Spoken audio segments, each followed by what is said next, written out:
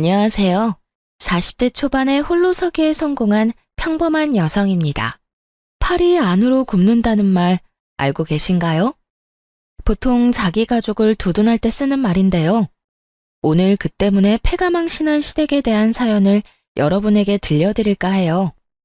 저는 아주 평범한 회사원이었고 남편도 괜찮은 회사를 다니던 맞벌이 부부였어요. 시댁에는 시부모와 시누이가 있었죠. 시누이는 늦둥이로 남편보다 10살가량 어렸어요. 그래서 시부와 남편은 시누가 해달라는 모든 걸 다 해줬죠. 연애할 때는 저보다 동생을 더 챙기는 듯한 모습에 여러 번 싸우기도 했어요. 그래도 시누를 아끼는 남편과 시부를 보며 좋은 감정을 가지려고 노력했어요. 그런데 사람 마음이 그렇게 되지 않더라고요.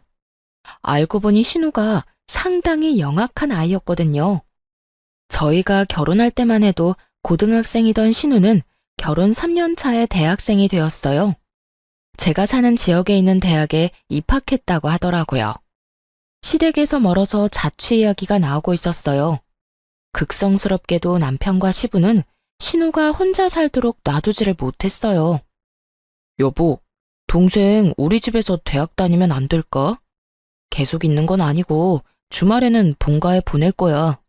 다만 혼자 두려니까 요즘 너무 위험한 것 같아서. 어떻게 생각해? 당신만 허락하면 그렇게 하고 싶은데. 당시에 대학가 근처에 강력 범죄 사건이 많았거든요. 그래서 뚝 잘라 싫다고 말할 순 없었어요. 그리고 어차피 결혼했으니 신우와 좀 더 잘 지내보자는 생각으로 알겠다고 말했죠. 아가씨, 우리 집에서 살더라도 내가 다 케어는 못 해줘. 그래도 괜찮으면 오라고 해. 아침 저녁 밥 차려주는 것 정도는 할 수 있고 빨래야 세탁기가 돌리니까 괜찮은데 다른 자잘한 부분은 신경 쓸 수 없을 것 같거든. 그래? 그거면 됐지. 밥 먹이고 빨래만 해주면 돼. 나머지는 동생도 이제 성인이니까 알아서 할 거야. 고마워, 여보. 그럼 동생한테 그렇게 이야기한다. 우리 집이 안전하고 대학과 가깝기도 했고 그때는 아직 아이도 없어서 신우를 돌봐주기로 했죠. 평일에는 우리 집에서 주말엔 시댁에서 지낸다는 조건으로 함께 하기로 했어요. 그렇게 남편, 저, 신우 이렇게 셋의 생활이 시작됐어요. 그런데 낙관적으로 생각했던 처음과 달리 점점 불미스러운 일이 벌어지지 뭐예요. 매달 경조사비 명목으로 50만 원씩 뽑아서 안방 화장대 안쪽에 넣어놨었거든요. 그런데 신우가 온 지 2달쯤 지났을 때부터 그 돈이 조금씩 주는 거예요. 처음에는 남편이 가져갔겠지 편하게 생각했어요. 그런데 남편은 가져가면 항상 그 다음날 바로 채워놓거든요. 그리고 돈을 가져가면 가져간다고 이야기를 꼭 해요. 돈이 계속 채워지지 않는 걸 보고 이거 뭔가 문제가 있구나 하는 생각이 들었죠. 꼭 돈만이 문제가 아니었어요. 명품 가방을 딱 하나 가지고 있었는데 특별한 날에만 사용하는 거였거든요. 당연하게도 굉장히 아껴서 들곤 했죠. 근데 친구 결혼식에 가려고 꺼냈더니 스크래치가 나고 오물이 묻어있는 거예요.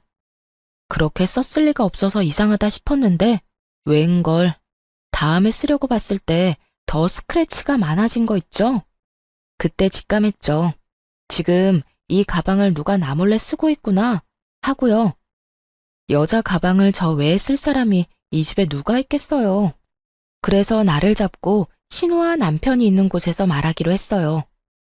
아무래도 신우를 콕 집어서 경고하기는 좀 그래서 남편이 눈치채고 대신 말해주도록 빙빙 말을 돌렸죠. 여보, 화장대에 있는 돈 가져다 썼으면 나중에 꼭 채워 넣어줘. 요즘에 계속 돈이 비더라. 거의 2, 30만 원씩 비던데? 당신 요즘 무슨 문제 있는 건 아니지? 돈이 빈다고? 내가 가져간 거 아닌데? 나는 가져가면 그 다음날에 바로 채워놓잖아. 당신이 착각한 거 아니야? 내가 돈 갖다 놓는데 착각할 일이 없지. 지금 5달째 2, 30만 원씩 계속 비었어. 그러면서 슬쩍 신우를 봤는데 아무 말 못하고 은근슬쩍 자리를 뜨려고 하더군요. 이 와중에 남편 놈은 그게 신우 짓이라는 것을 아예 생각도 못하고 있었고요. 미련하게 왜 생각을 못하는 걸까요? 이 집에는 셋뿐이고 신우 들어오기 전에는 돈이 없어진 적도 없었는데 아니면 그만큼 신우를 믿는 걸까요? 몰래 자리를 뜨려는 신우에게 말했죠. 그리고 아가씨도 오빠한테 가방 하나 사달라고 하세요. 몰래 제 가방 가져가서 쓰지 말고요. 그 말에 신우가 딱 잡아떼더군요. 아니에요. 제가 왜 언니 가방을 가져가요? 증거 있어요? 증거는 차고 넘쳤지만 일단 이야기는 안 했어요. 그것까지 다 말하면 이 관계가 아예 끝날 것 같아서요. 대신 신우에게 말했죠. 제가 모르는 영수증이 가방에서 나왔는데 그게 무슨 뜻이겠어요? 다른 사람이 썼다는 거잖아요. 마땅한 증거가 없다고 생각했는지 신우가 당당하게 대꾸하더군요. 그랬다고 제가 가져갔다고 확신하는 건 뭐예요? 저 의심하고 있는 것 자체가 진짜 열받거든요? 당신 지금 뭐 하는 거야? 왜 애를 잡아? 내 동생이 그랬다는 증거도 없으면서 왜 그런 식으로 말을 해? 증거가 왜 없어? 그럼 누군가가 몰래 가방을 썼는데 네가 썼어? 여기 영수증의 화장품 가게 네가 간 거야? 당신이 예전에 쓴 거겠지. 최근 날짜거든? 당신도 알잖아. 내가 그 가방 특별한 날에만 드는 거. 아님 진짜 네가 가져갔던 거야? 너 바람 피우니? 어떤 여자한테 화장품 사줬는데? 본인이 궁지에 몰리자 남편이 그러더군요. 그래, 얘가 좀 썼다고 쳐. 그래도 훔쳐간 것도 아니고 다시 가져왔잖아. 예쁜 가방 들고 싶어서 애가 좀 쓸 수도 있지. 당신이 가져가지 말라고 한 것도 아니잖아. 지금 그걸 말이라고 해? 남의 물건에 손대는 건 엄연히 나쁜 짓이야. 그리고 당신이 왜 화내는 건데? 앞으로 그러지 말라 하고 끝내면 될 일을 왜 나한테 책임 전가를 하냐고. 그럼 네가 소중히 여기는 시계 내가 멋대로 쓰고 다 부순 다음 가져와도 돼? 그래도 내 탓 안 할 수 있냐고. 말이 되는 소리를 해야지. 이번 일로 절실하게 느꼈어. 더는 아가씨 우리 집에서 지내게 못하겠어. 그러니까 아버님한테 근처에 자취방 하나 잡아달라고 말해.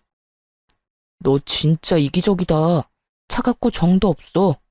어떻게 내 동생을 내보내라는 말을 해? 이 집이 네 집이야? 반은 내 거잖아. 그래. 그리고 나머지 반은 내 거지. 난 문제 일으키는 사람이랑 같이 못 살아. 그러니까 당신이 알아서 해결해. 내가 왜? 내쫓고 싶으면 네가 말해. 남한테 시키지 말고. 이렇게 이야기하면 시댁 가서 이야기 못할 거라고 착각이라도 한 모양이더군요. 그래서 주말에 당장 시댁으로 내려가 시부에게 말했어요. 아버님, 이번에 오셔서 아가씨 자취방 찾아보셔야 할 것 같아요. 저희는 더 이상 아가씨 데리고 있기가 힘들어서요. 갑자기 그게 무슨 말이야? 너희가 봐주기로 했잖아. 밥하고 빨래만 너희 거 하면서 같이 해주면 되는데 그게 뭐가 그렇게 힘들어? 그건 안 힘들어요. 다른 부분이 문제라서 그렇죠.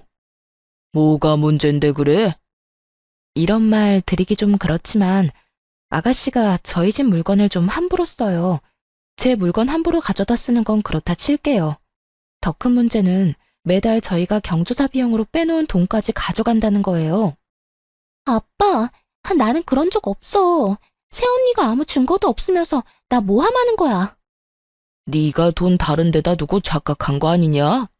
얘가 왜 도둑질을 해? 아버지, 이 사람 말 듣지 마세요. 저번부터 동생이 잘못했다고 누명 씌우고 난리예요. 증거도 없으면서.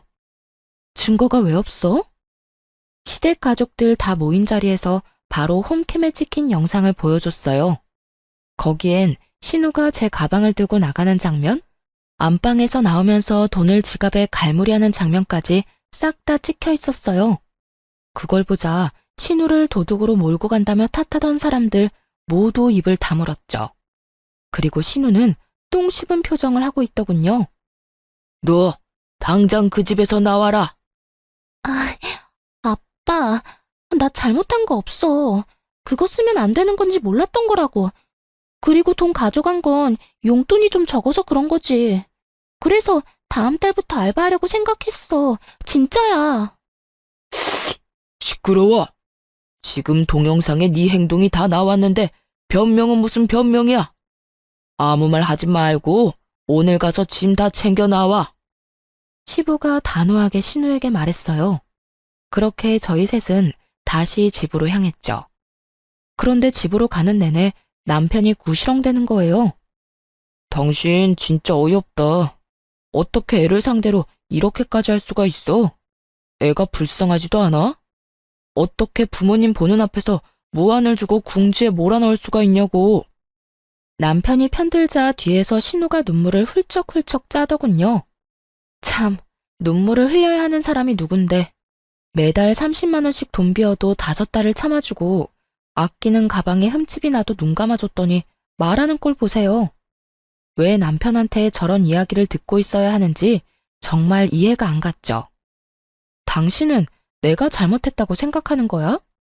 그래서 내가 셋이서 해결 보려고 했잖아. 그런데 시댁에 이야기하라며? 당신이 그래놓고 왜 화가 났는데? 또 다 내 잘못인 거야?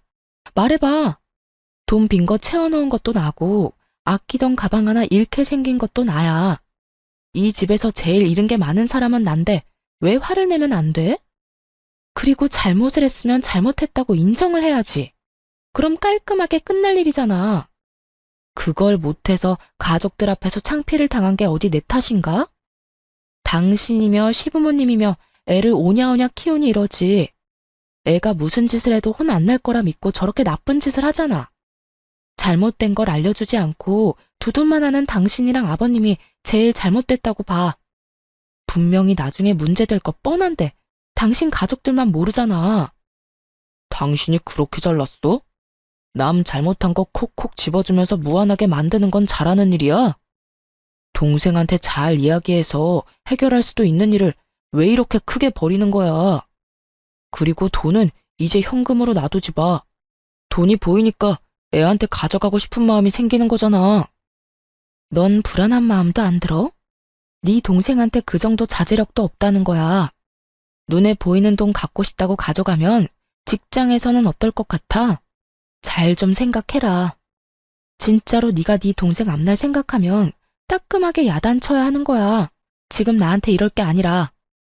그저 동생 감싸기에 급급한 남편놈과 저를 째려보는 신우. 답도 없는 두 명 때문에 한숨만 푹푹 쉬어댔어요. 돈 욕심도 많은데 반성은 전혀 하지 않는 신우의 미래가 뻔히 보였으니까요. 가족들이 저 모양이니 고칠 수 있는 기회도 없을 테고요. 신우와 가깝게 지내야겠다는 생각은 버리기로 했어요. 마침 그 생각에 신우가 확신을 주더군요. 집에서 짐을 챙겨 나간 뒤부터 장문의 문자를 보내기 시작했거든요. 언니가 무슨 자격으로 나를 내쫓아요? 거기는 우리 오빠 집이에요. 나는 함정에 당한 거라고요. 왜 카메라를 달아놓고 이야기 안 했어요? 나 골탕 먹이려고 그런 거죠? 그게 있다고 들었으면 그런 식으로 돈 빌려가려고는 안 했을 거예요. 이런 식의 어이없는 말들이었죠. 당연히 그 뒤에는 제 욕도 덧붙여져 있었고요. 새언니라고 부르기도 역겨워서 이제는 아줌마라고 부를게요. 아줌마, 저 아줌마 절대로 용서 못해요. 우리 오빠랑 헤어지도록 만들 거예요. 그리고 이런 식으로 신우 골탕 먹이는 거 아줌마네 엄마도 알아요? 나중에 아줌마도 나처럼 가족들 앞에서 죽을 만큼 부끄럽게 될 줄 알아요. 하긴 아줌마네 가족도 똑같이 뻔뻔하겠지. 안 그래요? 오빠는 왜 이런 사람이랑 결혼했는지 몰라? 2번 다시 내 앞에 얼굴 보이지 마세요. 하나부터 10까지 일방적인 비방만 가득한 문자였습니다. 그리고 자기가 잘못했다는 말은 하나도 없더군요. 답장은 단 한 번도 보낸 적 없어요. 처음에는 허공에 대고 쇼하는 것 같았는지 더 심한 욕설을 보냈는데 다 무시했더니 그 뒤로는 보내지 않더군요. 대신 그 문자와 전화 내용을 고스란히 저장해뒀어요. 언젠가는 쓰일 거라는 생각이 들었거든요. 그렇게 신우와는 사이가 멀어졌어요. 동시에 시부모와도 서먹해졌죠. 그분들은 어른인 제가 신우를 감싸주지 못했다며 탓하고 싶었던 모양이에요. 신우가 잘못했다는 걸 뻔히 알면서도 말이에요. 하지만 실제로 피해를 입은 건 이쪽이니까 뭐라 말은 못하더군요. 쪼잔하게 행동과 표정으로 탐탁치 않아 한다는 걸 보여줄 뿐이었죠. 그리고 신우는 대학 2학년 때 중퇴를 했어요. 본인 말로는 취직이 됐다며 서울로 향했는데 딱히 큰 기대는 하지 않았어요. 잘 다니던 대학을 그만두면서까지 갈 직장이 대체 어디라고요? 남편과 시부만이 좋은 곳에 갔을 거라며 좋아하더군요. 그런데 신우가 직장에 취직한 후 180도로 달라진 모습으로 연락을 해오더군요. 한껏 나를 세우며 얼굴 보이지 말라던 건 까맣게 잊고 말이죠. 언니, 잘 지내요? 요즘 많이 바쁘죠? 제가 취직한 건 알고 있죠? 사실은 오빠한테도 곧 말할 건데 투자와 관련된 회사에 취직을 했어요. 그래서 짜투리 돈이라도 있으면 저희 쪽으로 투자하라고 연락한 거예요. 수익 진짜 확실하고요. 가족이니까 더 잘해줄 자신 있어요. 딱 들으니 의심스러운 말투였지만 웃으며 이야기했죠. 아가씨, 그런 돈이 있으면 이렇게 힘들게 살겠어요? 남편도 얼마 전까지 실직 상태였던 건 알죠? 6개월 동안 저 혼자 벌어서 생활하느라 돈이라고는 눈 씻고 봐도 없어요. 그때 빌린 돈 갚느라 힘들고요. 만약 돈이 생기면 직접 아가씨한테 연락할게요. 그렇게 돌려서 거절했어요. 남편이 중간에 갑작스럽게 퇴사를 하고 나오는 바람에 실제로 돈도 없었고요. 그러고도 결국 돈이 모자라 그 뒤치다꺼리를 얼마나 했는데요. 어느 정도였냐면 친정 부모님에게까지 돈을 빌렸었거든요. 결혼할 때 아파트 비용으로 1억 정도 마련해 주시느라 많이 애쓰셨는데 그런 상태에서 2천만 원을 더 빌려서 써서 미안한 마음뿐이었어요. 그래서 최대한 빨리 돌려드릴 생각으로 약 1년간 돈을 모으고 있었죠. 그렇게 신우와의 통화를 끊고 남편에게 말했어요. 당신 혹시라도 아가씨가 투자하라고 하면 절대 하지 마. 알았지? 우리 지금 돈 갚는 것만으로도 버거워. 나중에 당신 돈 더 벌고 나서 목돈 좀 생기면 해주든지. 아무튼 지금은 절대로 먼저 나서서 할 생각 하지 마. 알았어. 내가 애야? 알아서 다 잘할 거니까 걱정 마. 남편은 호기롭게 대답했지만 왠지 모르게 걱정이 되기 시작했어요. 그래도 돈으로 사고 친 적은 없었으니 마음 편히 있었죠. 그런데 며칠 후 시부가 잠깐 시댁에 오라고 하더군요. 할 말이 있다고 말이죠. 무슨 일일까 하면서 갔더니 정말 어이없는 말을 꺼냈어요. 막내가 일하러 서울로 갔는데 자취를 해야 한다고 하네. 전세 보증금 좀 빌려달라는데 우리도 돈이 별로 없어. 너희가 돈 좀 보태주면 안 되겠니? 그냥 달라는 건 아니고 빌려달라는 거야. 두 사람을 데려다 놓고 말하고 있었지만 실상은 저한테 하는 말이었어요. 남편이었다면 말할 것도 없이 무조건 빌려줬을 테니까요. 그래서 딱 잘라 거절했죠. 아버님, 죄송한데 안 될 것 같아요. 결혼 후에 남편이 실직하고 힘들 때 친정에서 돈을 좀 빌렸었거든요. 원래 쓸 곳이 있는 돈이어서 저희가 빨리 돌려드려야 해요. 아니, 꼴랑 6개월 쉬었는데 무슨 돈을 빌려? 너희 돈 모아둔 거 하나도 없었어? 결혼할 때 남편이 대출을 많이 끼는 바람에 대출금이 워낙 많아서요. 사실 제가 버는 것만으로는 생활비도 감당이 안 됐거든요. 게다가 실업급여도 받을 수 없었다고 했고요. 그래서 돈이 하나도 없는 거야? 너희 진짜 이렇게 살아서 어쩌려고 그러냐? 미래 좀 생각하면서 살아야지. 그러게 말이에요. 이런 변수가 있으면 돈 모으기가 어렵잖아요. 그냥 좀 참고 일하든 아니면 다른 직장 알아보고 나오든 해야 했는데 자기 마음에 안 든다고 남편이 무턱대고 나와버렸으니 어쩌겠어요. 게다가 오랫동안 일한 것도 아니고요. 남편은 결혼할 때 퇴사를 하고 그 퇴직금을 결혼 비용으로 사용했었어요. 그 다음 회사에서 3년을 일하다가 자기랑 안 맞는다고 때려치우고 나온 거예요. 그러니 실업급여도 못 받고 퇴직금은 얼마 되지도 않았죠. 그렇게 나와서 6개월간 취직은 못했지 돈은 매달 빠져나가지 혼자 돈을 벌어야 했던 저까지 힘든 상황이었죠. 자기 아들 잘못이니 시부도 더 말을 못하더라고요. 시댁에서 나오면서 남편에게 말했어요. 통장에 모아둔 돈 있지? 그거 나한테 줘. 다음 달 월급이랑 보너스 나오면 2천만 원 만들어서 엄마한테 보내주게. 그 돈 꼭 지금 줘야 해? 어머님이 우리한테 지원해 주신 걸 수도 있잖아. 전화해서 한번 여쭤봐. 그냥 주신 거 아니었냐고. 갑자기 그게 무슨 소리야? 너 설마 그 돈 썼어? 아니, 그게 동생 빌려줬어. 미쳤어? 그 돈을 왜 네가 맘대로 빌려줘? 그럼 어떡해, 동생이 급하다는데. 나라고 그냥 아무 생각 없이 줬겠어? 솔직히 당신도 그냥 말만 그렇게 한 거잖아. 무조건 친정에 갚도록 만들려고. 원래 이런 돈은 그냥 고맙습니다 하고 받아서 쓰는 거야. 그거 우리 부모님 전세 재계약할 때 쓸 자금이거든? 미친놈아. 네가 뭔데 우리 부모님 돈을 멋대로 쓰고 난리야. 이미 빌려줬어. 그건 당신이 알아서 처리해. 그리고 부모 자식끼리 돈 좀 빌려주고 늦게 갚을 수도 있는 거지. 미친놈. 답이 안 나오더라고요.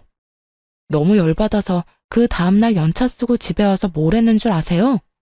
남편이 아끼는 물품들 사진 찍어서 중고 어플에 올렸어요. 고가의 시계부터 얼마 전에 직접 구매한 스타일러까지 싹 다요. 그리고 남편에게 어플 캡처를 보내주며 돈 안 갚으면 이것들 진짜 팔겠다고 했죠. 남편이 기겁하고 전화를 하더군요. 당신 미쳤어? 그걸 왜 팔아? 아직 할부도 다 안 끝난 건데. 너는 그럼 내 허락 받고 그 돈 아가씨한테 빌려줬어? 네가 한 짓이랑 똑같은 짓 한 거야. 당장 돈 가져와. 안 그러면 지금 여기 세워져 있는 당신 차도 팔아버릴 테니까. 아니, 동생한테 돈 좀 빌려줄 수도 있지.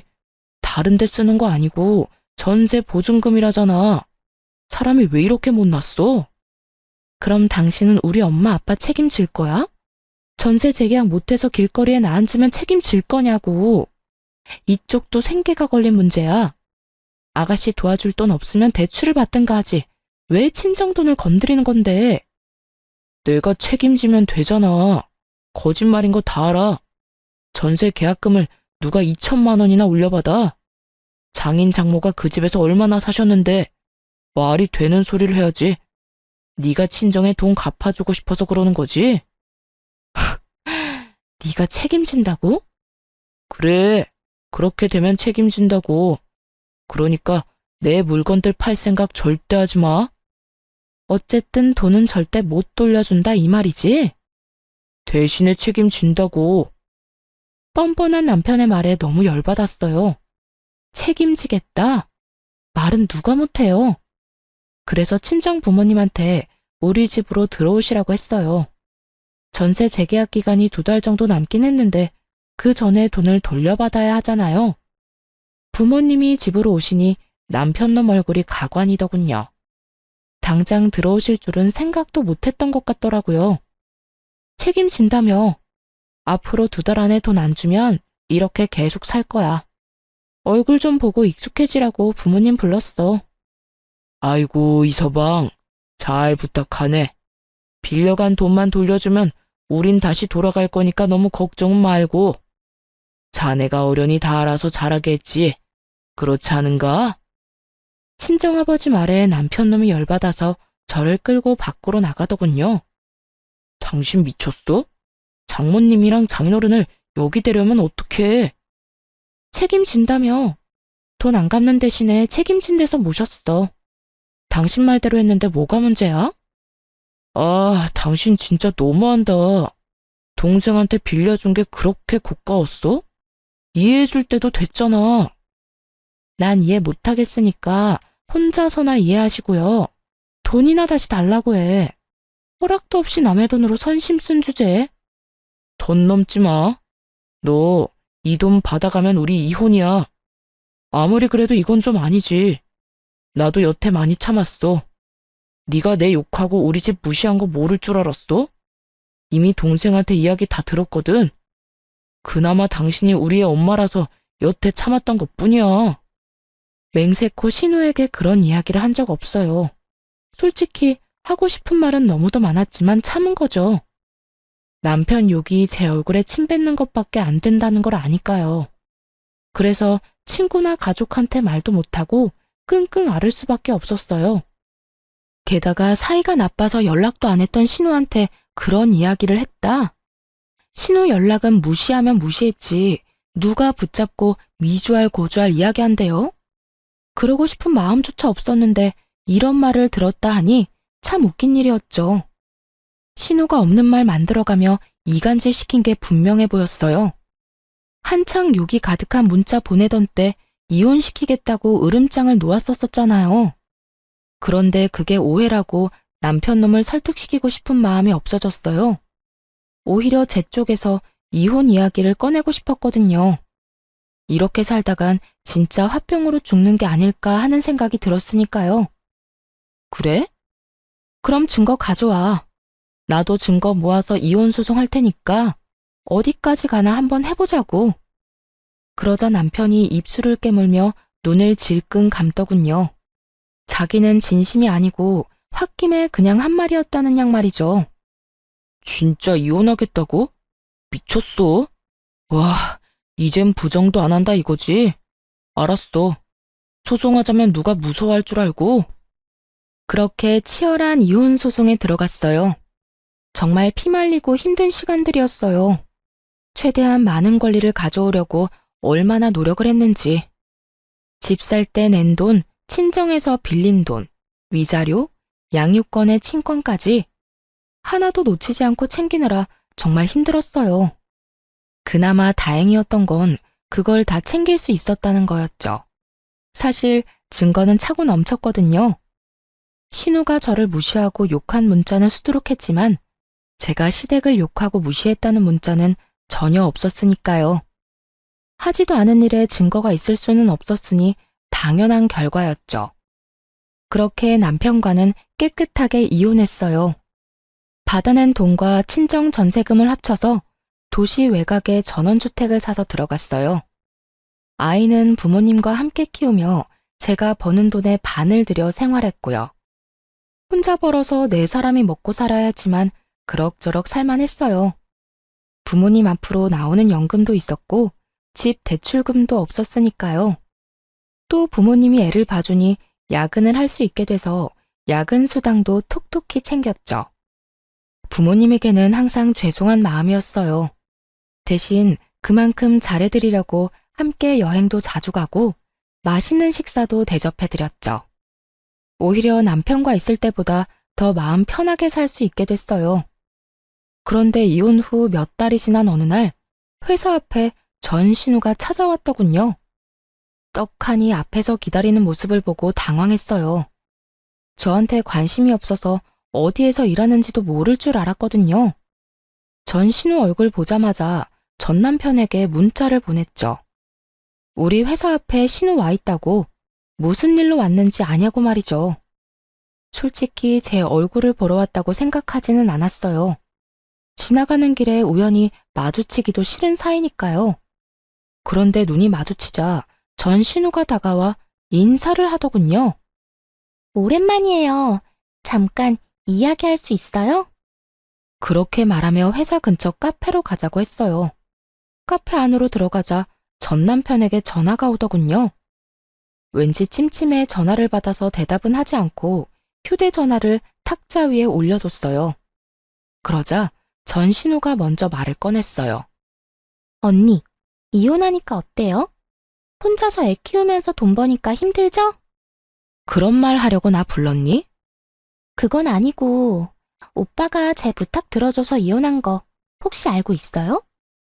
언니도 어지간히 오빠한테 밉보였었나 봐요. 언니가 오빠랑 부모님 욕했다고 몇 마디 하니까 금방 화내면서 넘어오던데. 오빠도 평소에 얼마나 대접 못 받았으면 홀라당 넘어가서 이혼하자고 했나 싶네요. 사실 제가 한마디만 더 하면 오빠 마음 다시 바꿀 수 있어요. 저 때문에 이혼까지 바로 한 거잖아요. 아무리 봐도 지금 언니 힘들게 지내는 것 같은데 오빠랑 다시 잘해보고 싶으면 나한테 돈 좀 줘요. 그럼 우리 오빠랑 재회하도록 해줄게요. 그때 그 일이 오해였다고 하면 오빠도 마음 돌리지 않겠어요? 그 이야기 듣는데 헛웃음이 다 나오더군요. 뭐? 오빠랑 다시 살게 해줘? 맞아. 우리가 이혼한 건 너 때문이긴 하지. 근데 네가 한마디 했다고 헤어진 건 아니야. 네가 우리 사이 이간질하는 거짓말했을 때도 이미 알고 있었어. 오해라고 말할 수 있었는데 안 했다고. 이혼은 내가 더 하고 싶었거든. 그리고 내 안에 네 오빠에 대한 마음 같은 건 이제 하나도 없거든? 진짜 새끼 손톱만큼도 남은 게 없어. 나한테 와서 이렇게까지 말할 정도면 너도 어지간히 돈이 급하긴 했구나. 근데 어쩌지? 돈 빌려줄 생각 전혀 없어. 그러니까 구걸하고 싶으면 다른 데서 해. 그렇게 말하자 전신우가 눈에 불을 켜고 달려들더군요. 구걸? 내가 왜 구걸을 해요? 나는 단지 언니랑 오빠를 다시 이어주고 수고비로 좀 받으려고 한 것뿐인데? 누가 이어지고 싶댔니? 그리고 너 아직도 무슨 투자회사라는 곳에서 일해?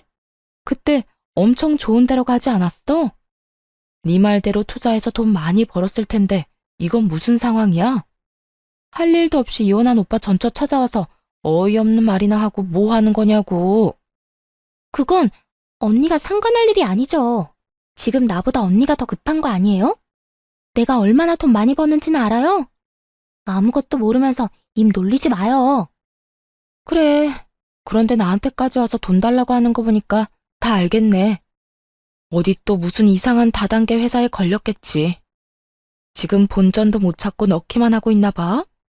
더 이상 할 말 없지? 그 말을 하며 탁자에 놓여있던 핸드폰에다 말했어요. 당장 네 동생 데리고 가. 말도 안 되는 얘기 늘어놓는 거 당신도 들었을 거 아냐. 그 말을 하자마자 카페 문이 열리면서 전 남편과 전 시부가 들어오더군요. 아까 문자로 장소도 함께 보냈는데 이렇게 일찍 도착한 걸 보면 바로 여기로 향한 모양이었어요. 그런데 두 사람 몰골이 참 상거지가 따로 없더군요. 전 시부와 전 남편을 보더니 전 신우가 황급히 일어나 도망치려고 했어요. 그러자 전 시부가 달려가 전 신우를 붙잡았어요. 야, 너 왜 여기 와서 이러고 있어? 당장 집에 가. 지금 여기서 이럴 때가 아니야. 돈 어떻게 된 거야? 응? 우리가 너한테 투자하라고 준 돈 말이다. 진짜로 너 다단계에 돈 넣었어? 전 시부가 전 신우에게 윽박 지르는 거 처음 봤어요. 표정이 완전 악귀가 따로 없더군요. 그런데 전 신우가 눈 하나 깜빡하지 않고 대들었어요. 그런 거 아니라고 했지? 진짜 투자한 거라고. 그리고 투자했으면 손실이 좀 나더라도 감안해야 하는 거 아니야? 원금보다 더 많이 돌려받을 거라는 보장을 한 적은 없잖아. 어쩌면 많이 받을 수도 있다고 한 거지. 쓰레기 입에서 나온 쓰레기 같은 말에 저도 모르게 풋 하고 웃어버렸어요. 그러자 전 남편이 그러더군요. 미안하다. 얘 찾고 있는 중이었는데 연락해줘서 고마워. 애는 잘 크고 있지? 잘 크고 있어. 아빠라는 단어는 입 밖에도 안 꺼내니까 당신이 걱정할 필요는 없고. 근데 동생은 왜 찾고 있었던 거야? 전 남편은 난감한 듯 한숨을 푹 쉬며 말하더군요. 그게 돈을 좀 많이 빌려줬는데 그 뒤로 잠수를 탔거든. 그 바람에 아버지가 많이 고생하셨어. 그래서 당신 연락 받자마자 아버지랑 같이 온 거야. 그런데 나 궁금한 게 하나 있는데 당신 동생이 나랑 당신 사이 이간질한 거 알고 있었다며. 그런데도 왜 나랑 이혼한 거야? 그걸 몰라서 물어? 동생 자취해야 한다고 우리 집에 줘야 할 돈을 멋대로 동생한테 줘버렸잖아. 당신이 나 몰래 돈 빼돌려서 쓸 사람이 아닌데 말이야. 당신 가족 모두 당신 동생한테 간이며 쓸개며 다 빼줄 것처럼 구는데 딱 봐도 조만간 집 망하겠구나 싶었지. 게다가 신우가 우리 집에서 벌인 일도 있었고. 나는 신우를 못 믿었고 당신은 신우를 너무 믿었던 거야. 그 거리를 도저히 메울 수가 없겠더라고. 게다가 신우가 돈 좀 빌려달라고 투자하라고 말할 때부터 불안했어. 사이가 안 좋은 나한테도 그러니까 욕심이 많구나 하는 생각도 들었고. 당신이 그게 오해였다고 한마디라도 말했으면 난 이혼 안 했을 거야. 전 남편이 한껏 억울한 듯 소리를 지르며 말하더군요. 그의 힘껏 고개를 저으며 말해줬죠. 아니, 넌 분명히 내 말 못 믿고 동생 말 믿었을걸? 먼저 마음을 닫은 쪽은 너야. 그래서 나도 이혼 이야기 나왔을 때 굳이 오해를 정정 안 한 거고. 네가 나를 못 믿는데 왜 내가 그런 이야기를 해줘야 해? 그럴 필요 못 느꼈어. 그걸로 답이 됐어? 돈을 얼마나 뜯겼는지는 모르겠지만 왜 내 탓을 하는지 모르겠어. 그리고 처음에 이야기했지. 당신 동생이 뭐라고 하든 투자 같은 거 하지 말라고 신신당부를 했잖아. 그때 뭘 했어? 알아서 한다고 그랬어, 안 그랬어? 그래서 이 꼴이 난 거야? 대체 얼마나 뜯어갔길래 두 남자가 여자애 하나 붙잡으려고 뛰어왔을까 싶네. 그래, 내 탓이지. 당신 말 믿고 동생 멀리 했으면 이런 일 없었을 텐데. 나 사실 당신이랑 이혼하고 나서 집 판 돈 동생한테 다 투자했어. 아버지도 있는 돈 없는 돈 다 끌어서 투자하고. 처음에는 이자람에 얼마씩 주더니 3달 뒤에 연락 뚝 끊고 사라지잖아. 우리가 얼마나 놀랐는지 알아? 나중에 알았어. 동생이 다단계에 빠져서 거기 돈 다 집어넣고 있던 거. 게다가 한두 명이 당한 것도 아니야. 동생 지인들도 다 넣었는지 매일같이 우리 집 앞에 와서 난리야, 돈 내놓으라고. 뭐 돈이 있어야 주지. 우리도 동생한테 다 뜯겼는데. 들어보니 참 딱한 사정이긴 하더라고요. 전신우는 아직도 그게 다단계가 아니라고 오히려 통장에 더 넣어야 한다며 돈을 모으고 있는 상황이라고 하더군요. 통장이 있다는 것도 그 다단계 회사의 주장일 뿐이래요. 수익도 마찬가지로 거기서 주장하는 것일 뿐이랍니다. 어차피 출금이 불가능한 돈이라서 자기 손에는 한 푼도 안 남는다는데 그걸 알고도 모른 척 하는 건지 진짜 모르는 건지 모르겠어요. 집을 풍비박산 내놓고도 정신을 못 차린 것 같았죠. 그렇게 전 시부와 전 남편은 돈만 넣고 있다가 전 신우가 사라지니 깜짝 놀랐겠죠. 혹시라도 돈 떼먹고 도망갈까봐 급히 신우를 찾아다녔던 거라고 하더군요. 뭐 세간살이 팔아서 다단계에 돈 집어넣었다고 하면 이미 볼장 다 본 거죠. 전 남편이 그러더군요. 당신은 다 알면서 혼자만 빠져나간 거였어. 한마디라도 해줬으면. 해줬더라도 그게 네 귀에 들어갔겠어? 내 욕만 한 바가지 했겠지. 내가 그랬지? 동생이 나쁜 길로 가는 것 같으면 따끔하게 혼내야 한다고. 그래야 그런 짓 2번 다시는 못한다고. 그런데 오냐오냐만 하고 있으니 이 난리가 나지. 가족, 지인들 돈 빌려서 다단계에 투자하는 게 나쁜 건지 좋은 건지도 모르고. 너랑 네 부모님이 애를 이렇게 만든 거니 남 탓하지 마. 어차피 그때 넌 절대 내 말 안 들었을 거야. 나도 그걸 아니까 이혼한 거고. 결혼도 이혼도 타이밍이야. 지금 와서 후회해봤자 아무짝에도 쓸모없거든? 참 웃기지도 않더라고요. 왜 남 탓을 하는지? 본인이 눈, 귀 다 막아놓고 이제 와서 왜 너만 빠져나갔냐? 라고 하냔 말이에요. 저도 편하게 빠져나간 건 아니잖아요. 실컷 시댁에서 욕먹고 가진 거라도 지키려고 악착같이 애쓰면서 벗어났는데 엄청 편하게 살다가 이기적으로 혼자서만 빠져나간 것처럼 말하다뇨. 하여튼 가해자들은 절대로 모르는 법이에요. 자기들이 얼마나 잔인했는지, 얼마나 맹목적으로 사람을 괴롭혔는지 말이죠. 그때 전 신우와 전 시부 쪽에서도 엄청 큰 소리가 들려왔습니다. 이거사, 내가 너를 어떻게 키웠는데 이렇게 배신을 해? 그 돈이 어떤 돈인지 알아? 이 아버지가 평생을 바쳐서 모은 돈이야. 그걸 홀라당 다단계에 다 갖다 바치면 어떻게 해?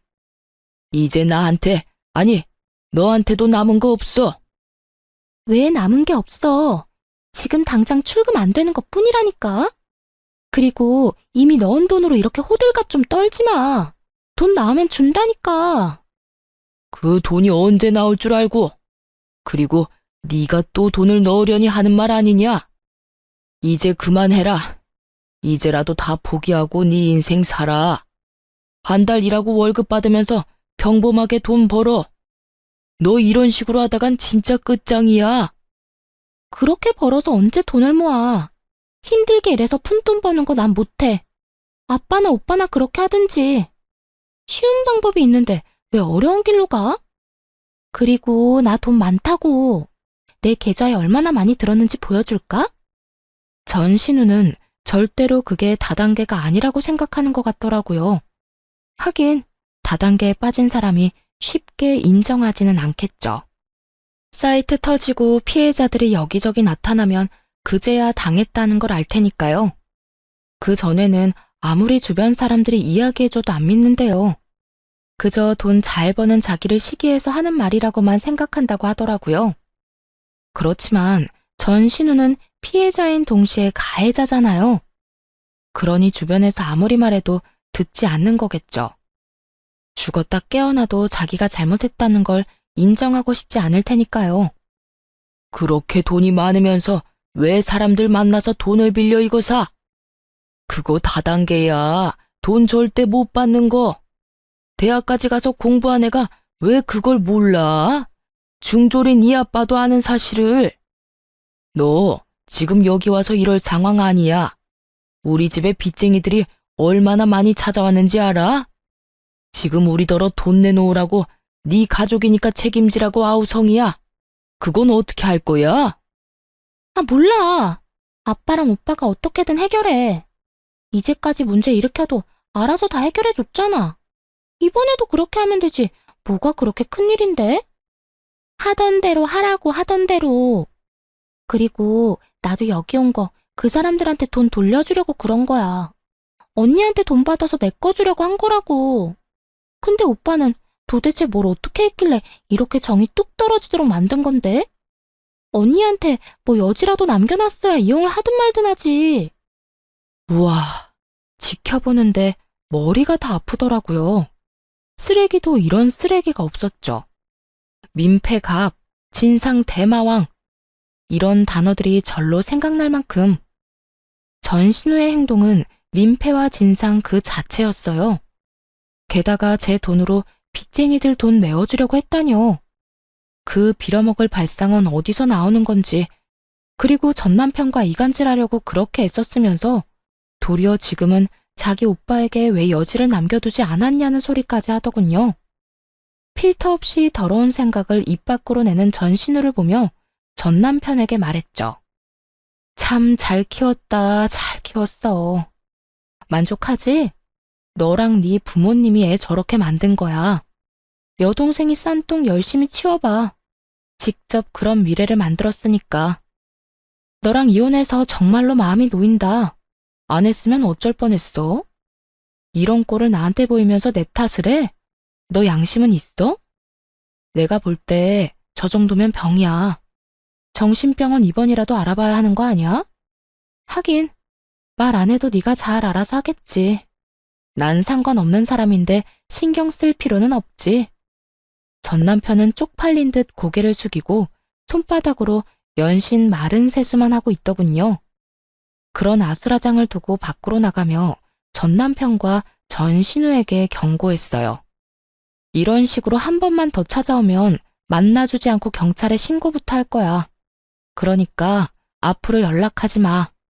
이런 쓸데없는 데 시간 뺏기고 싶지 않거든. 지지고 볶고 싸우고 싶으면 가족들끼리 알아서 하라고. 그 뒤로 한두 달 뒤에 전 시댁 소식을 대충 듣게 됐어요. 전 신우는 제 말대로 정신병원 상담하고 입원하게 됐다고 하더군요. 본인도 어떻게 할 수 없다는 걸 잘 알고 있었던 것인지, 아니면 빚 독촉하는 사람들에게 돈 갚을 길이 없으니 도망간 것인지 모르겠지만 스스로 입원을 결정했다고 했어요. 남은 피해자들만 억울하게 된 거죠. 그리고 전 남편과 전 시부는 월세 들어 살면서 힘들게 빚 갚고 있다고 들었어요. 전 신우에게 있는 돈 없는 돈 다 퍼준 결과죠. 전 신우는 가족들 생각 안 하고 영혼까지 끌어다 다단계에 넣었던 거고요. 전 시부모는 자식을 제대로 못 키워서 결국 본인들이 일군 모든 걸 잃게 됐어요. 전 남편도 동생이 옆에서 소곤거리니까 확인도 안 하고 이혼했으니 졸지에 돌싱남의 거지남이 되었고요. 이거 보세요. 문제가 생기면 다른 사람들이 어떻게든 책임져주고 오냐오냐 해주는 통에 신우는 다단계라는 위험한 길을 고르는 최악의 선택을 했죠. 잠깐은 좋았겠지만 그 결과는 어땠나요? 결국에는 빚만 잔뜩 지고 사람들에게 쫓기기나 하는 인생이 되었잖아요. 내 가족이 소중한 건 너무나 당연하지만 그럴수록 지켜야 할 성과 예의를 잘 가르치는 게 중요하다고 생각해요. 이렇게 팔이 안으로 굽다가 결국은 패가망신하게 된 사람들도 있잖아요. 옆에서 아무리 말려도 듣지 않는다면 혼자서라도 빠져나오세요. 그게 제일 현명한 방법일 테니까요. 만약 여전히 결혼 생활을 유지하고 있었다면 저런 꼴을 직접 당했겠죠? 상상만으로도 눈앞이 캄캄할 정도예요. 그래서 요즘 아이에게 스스로의 행동에 대해 책임지는 법을 가르쳐주고 있어요. 스스로 책임지지 않으면 불이익과 제재를 받는다는 걸 알려주는 거죠. 엄마가 모든 것을 대신해 줄 수 없다고도 말해주고요. 그래야 최소한 다른 사람에게 피해는 주지 않는 어른으로 자라날 수 있을 테니까요. 글을 쓰다 보니 길어졌네요. 읽어주신 분들 모두 건강하고 행복한 하루 보내세요.